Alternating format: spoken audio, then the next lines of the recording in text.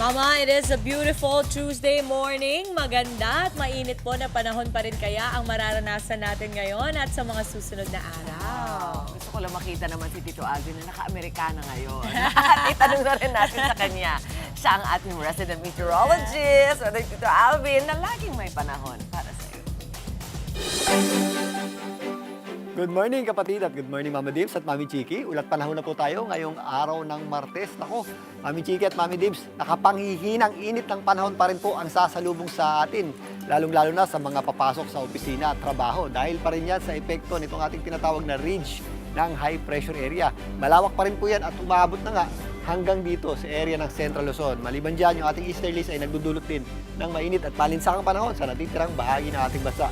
Ito pong ating ridge ng high pressure area ay nanggagaling nga sa tinatawag nating North Pacific High Pressure Area na kadalasang aktibo kapag panahon ng tag-init. Ito pong high pressure area natin na ito, kapag lumalawak ay umabot po sa atin na kung saan kabaliktaran po yan ng ating low pressure area.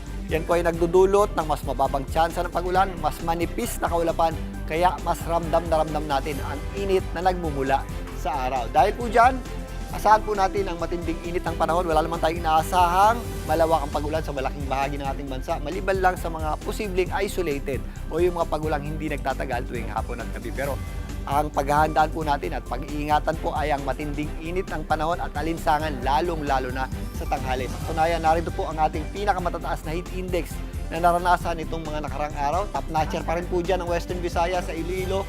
Umaabot po yan o naglalaro po yan sa 42 to 46 degrees Celsius. Napakainit na panahon na po yan, mga kapatid. Sa doble ingat po tayo dyan sa ganito kataas na heat index o yung ating heat index na umaabot sa danger level. Nasa 43 degrees Celsius naman yan sa area ng Quezon, sa Mayalabat, at sa Mindoro, Samar, kasama na po dyan ang Butuan City, naglalaro naman yan sa 42 degrees Celsius. Sa Metro Manila, yung ating maximum temperature ay nasa 34 to 35 degrees Celsius, pero yung ating heat index naglalaro po yan sa 34 to 39 degrees Celsius. So doble ingat po tayo, especially sa mga nagtatrabaho sa labas ng bahay, yung mga construction worker natin. Magpahinga tayo if ever kinakailangan at ugalin po natin ang pag-inom ng tubig. At pag-inom po doon sa mga areas o yung mga trabaho na nasa lansangan, umiwas po tayo sa direktang init ng araw. Bukas naman yung ating pinakamatataas na heat index ay posibleng umabot sa 42 to 43 degrees Celsius dyan po sa area ng Iloilo.